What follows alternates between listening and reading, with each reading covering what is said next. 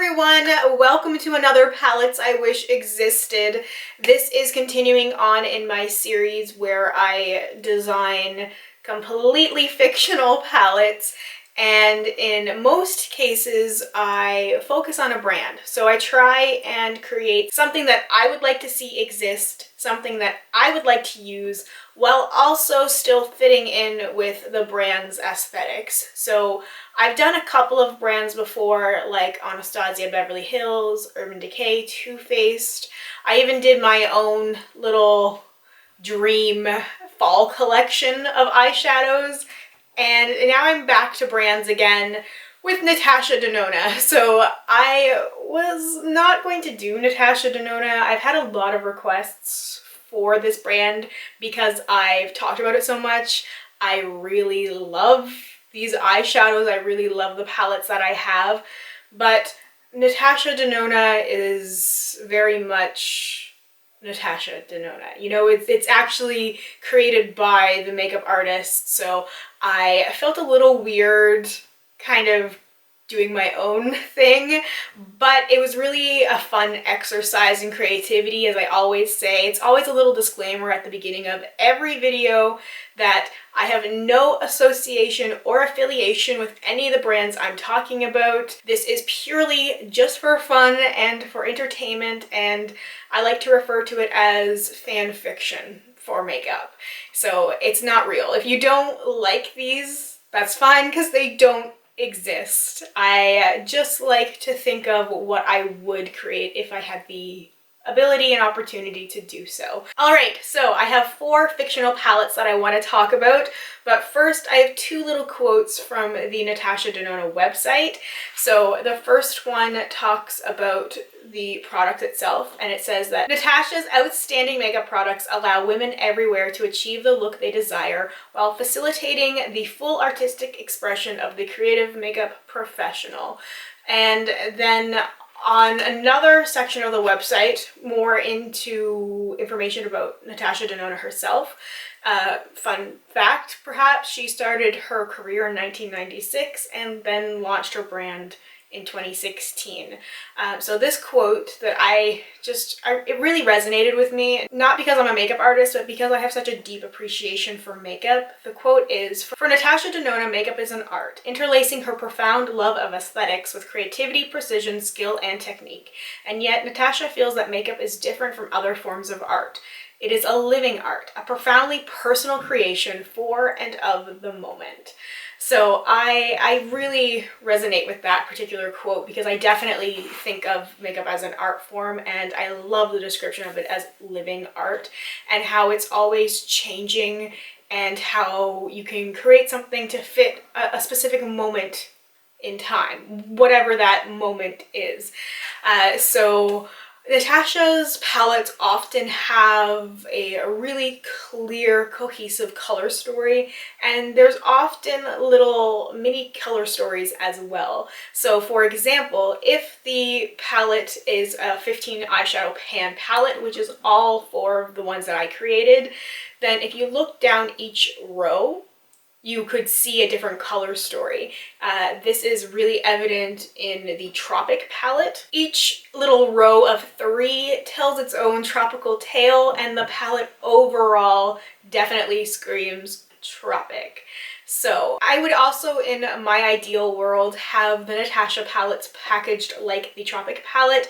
So plastic, very heavy duty, with a good solid mirror with the shadow names written underneath of each pan of eyeshadow, instead of having a separate sheet with the shadows on them like the Lila and the Sunset palette. And also, like the Tropic palette, have it really easy to depot. So there's a hole on the back of each pan of eyeshadow in the back of the palette where you can use a little pin and push the eyeshadow out, and then you can rearrange it or put it in another container or move it around somewhere. So it's very versatile in that sense.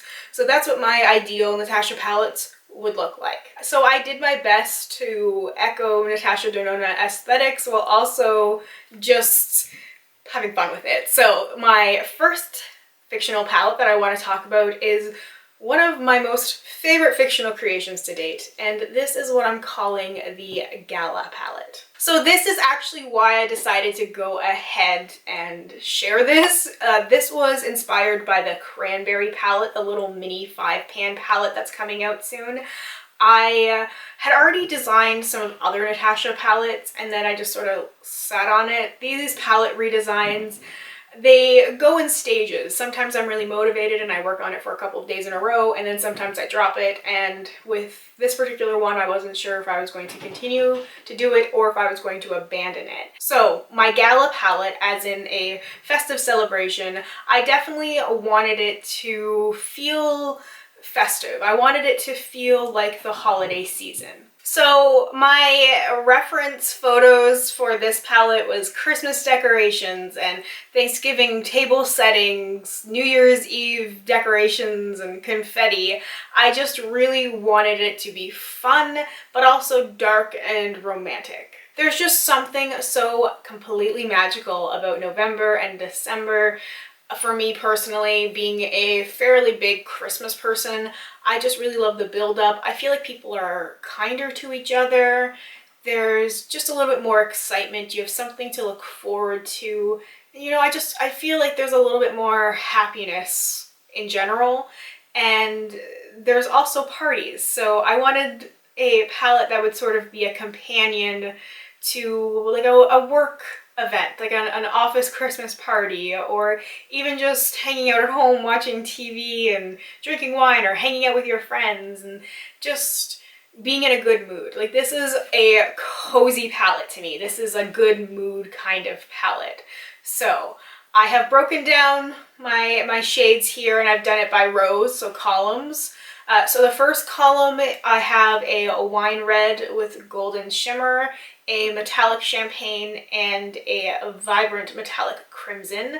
The second row has a pearl shimmer with a subtle pink shift, a metallic deep green, and a matte midnight green. Row 3 has a matte brown with orange undertones, a metallic cranberry, and a deep matte brown. Row 4 is a muted matte brown, a matte burgundy, and a silver metallic. And then the fifth and final row has a matte cream, a golden metallic, and a matte navy blue. So I really love the formula of the Natasha Denona, well, everything, but I specifically love the Tropic Palette mattes, and I really love the metallics and shimmer shades from the Lila and the Sunset palette. And there's also some other interesting shades in both. I have 3 Natasha Denona palettes and a little 5-pan as well, and I just thoroughly enjoy using them. They just blend so well. They are so expensive, but so worth the price. And if I could replace all of my eyeshadows with Natasha Denona's, I would. It sounds nutso, but I absolutely would do it because I really love the way that the shadows perform, and they have just the most amazing longevity. So I've just been all in all really impressed with what I've used. These are just things that I would buy in a heartbeat, and I'm already looking forward to a new one that's coming out soon, the gold palette, but I digress. So my second creation is what I'm calling the Frost palette. I've gone back and forth with some names a little bit, but I wanted a wintry palette. So there's going to be some common themes between some of my other creations because these are palettes that I want to exist that don't exist yet. At least not that I found.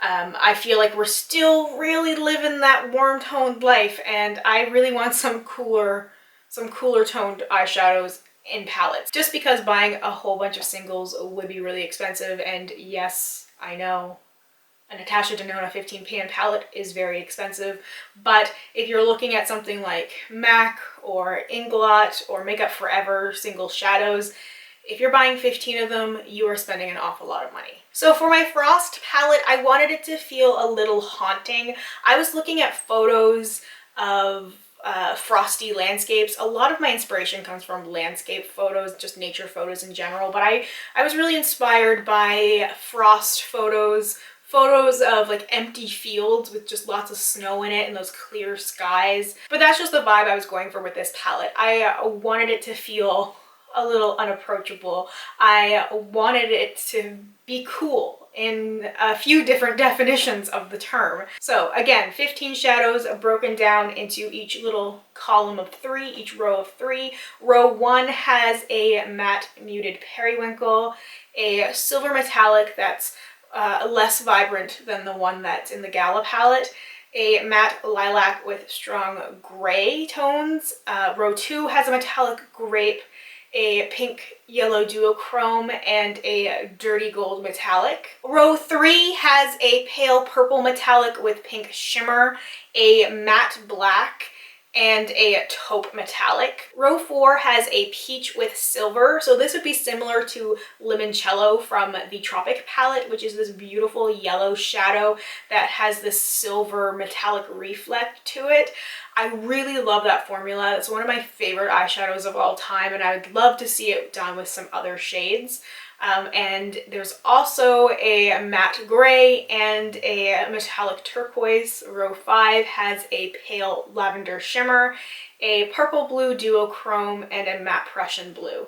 So again, very cool toned, a good mix of your mattes and your metallics with a couple of duochromatic shadows in there, some lighter shades for highlighting, some lighter shimmers for, say, the middle of a halo eye. You know, there's a lot of options, and then each row kind of, you can make a look with just those shadows. I've been really liking some of the looks I've been seeing with cool toned shadows lately, especially with the Sultry palette from Anastasia Beverly Hills. That palette's not really on my radar, but I love the looks that people are coming up with that palette, and I could just imagine like the really glam looks. The thing I really personally love about Natasha's style is that she's all about this glowy, healthy looking base. Everything's very minimal, and then the eyes are just beautiful and modern, and sometimes it's very structured and sometimes it's very soft, but the emphasis is here. And that's my personal love. I really love more bold, adventurous eyes, and then keeping everything else very clean and simple. So I can just see so many dramatic looks with such a dramatic eyeshadow palette. My third palette is what I'm calling the Heavenly palette, and this is all matte shades. These are all various soft pastel-ish colors. I was originally inspired by landscape photos, naturally, but I was really looking at bodies of water at dusk and at dawn, and just the way that the light was reflecting off of the water, looking at the different colors in the sky. I was looking at a picture and I was like, I really wish I had eyeshadow like this. And I went, why not just make a fictional one? Get it out of my system a little bit. I really like matte eyeshadows, or having a bunch of matte eyeshadows for pairing with other things. For me, I wouldn't necessarily just be looking at a palette like this to just create looks with this palette. I'd be looking at this as something to go along with the other things that I have. Sort of like why I've purchased some other all matte palettes, not just to make all matte looks, but just to have something to play with some of my other shimmers and metallics. And because I really love the Tropic matte formula, the Natasha Denona matte formula, I think it's what she's changed to now, I hope so anyway, and I just want a matte in every color. So all of these are muted mattes, so I'm not going to say that every time I say the color. Row 1 is a muted pink, then you have the muted lavender, muted lilac, so on. Row 2 is a dusty rose, a tangerine, and a moss shade. Row 3 is a peach, a banana yellow, and a rosy brown. Row 4 is a mint cream, Carolina blue, and a blue gray. And the 5th row is an olive, a light blue, and a denim. So there's some warmer shades in here, and there's more cool tones. I'm definitely gravitating towards cool tones, and it's what I really feel like is missing overall. I feel like it would be very simple to come up with some very beautiful, really warm toned eyeshadow palettes, but I feel like there's so many of them. I want something different, and this to me is something different, something that I haven't seen yet, but something that I would get a lot of use out of. You can make some beautiful all matte looks, like the first row with the pink and the purples. I can definitely imagine an all matte cut crease with those sort of shades. And then everything else, like, it looks a little chaotic, but that's what I like about it. It kind of reminds me a bit of the Safari palette, which I feel like is sort of the same thing, in that you can create beautiful all matte looks, but it would be such a good partner for other things. And that palette is still on my wish list. I still really do want to get that one. So this is something that I need to dupe this for real though. I really feel like I could do so much more if I had shadows like this. And then my fourth and final fictional palette creation is what I'm calling the Flora palette. So you might have noticed that I kept every palette name as just a word. That's a theme that I noticed with Natasha palette: Safari, Tropic, Lila, Sunset, Star. Everything just has one word, and this came to me sort of in a dream. So Flora for plant life, also for the Roman goddess from mythology. Flora is supposed to be the goddess of flowers and of springtime. So that's where the name Flora came from. It has its roots in the Latin language, and it's such a pretty word, and I feel like it really represents this palette well. Like, you can guess the inspiration without knowing the name just based on the color story. So I really just wanted this palette to feel like a garden in full bloom, just healthy greens and some vibrant pinks. So I did hear from a few people that this seems like it could be similar to a palette that's being teased now by Menagerie Cosmetics. And I was looking at some of the teaser pics and I was like, yep, definitely. This palette I did create a couple weeks ago though, so if that Menagerie one looks like this one, I might have to just buy it, although I'm sure it would cost me more than a Natasha Denona palette. Honestly, kind of nuts. Anyway, not the point. Row 1 is a green gold duochrome, a light yellow green, and a warm golden metallic with orange tones. Row 2 has a pearl with rainbow shimmer, a matte sage, and a matte pine green. Row 3 has a rich green metallic, a matte golden yellow, and a mossy green shimmer. Row 4 has a yellow with silver shimmer, so this is basically just Limoncello 2.0, a matte pink, and a matte warm brown. Row 5 has a matte coral, matte terracotta orange, and a matte deep wine. So I feel like this is another sort of mixture palette where you have some warm and some cool tones. A lot of the green shades are more on the warm end, but I feel like they would pair well together. I personally really like greens and pinks and greens and reds and oranges, and just sort of mimicking the colors that you would see in nature. That's a really big point of inspiration for me, and just, you know, I'm the kind of person who feels recharged when I'm spending time in nature, and this palette makes me feel happy when I look at it. Just that combination of colors, it makes me feel like I'm looking out at a garden. I'd love to have that sort of color combination on my eyelids. So anyway, that is everything for my palettes I wish existed. Thank you so much for all of the love and support you've shown for this series. It has meant so much to me. I'm constantly getting people asking for new little episodes of this, and they want to hear more, and I love when people get inspired by this. People will tag me on Instagram and show me that the palettes that they made from what they already had from their singles, or from, you know, their other eyeshadow palettes. They've mixed things, they swatched things. It's really inspiring for me, and I'm glad to hear that it's inspiring for you too, because this is just so much fun for me to do. This is one of the most enjoyable things that I've been able to do in the last little while, and definitely one of the highlights of YouTube for me. And I love hearing from you as well. What would you design? What would make you buy Natasha Denona? You know, what would she have to do to make you buy a palette? I'm just very curious, because I've gotten some really interesting answers from some of my previous videos, from what you guys really want to see and what you feel like is missing from your own collection. And I love chatting with you guys about makeup. So let me know your thoughts down below. I will do my best to get back to you as soon as I possibly can. Thank you so much once again, and I hope we get a chance to chat soon. Bye for now.